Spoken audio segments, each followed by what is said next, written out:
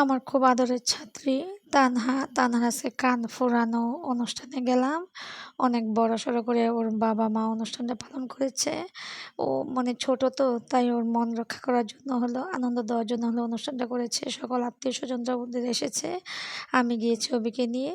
ওর বান্ধবীদেরকে নিয়েও বসেছে। এখানে একটু আমি ভিডিও করলাম। আসলে খাবার-দাবারটা ভিডিও করতে পারি নাই কারণ আমরা অনেকেই বসেছিলাম খেতে। সব জায়গায় সবকিছু করা যায় না।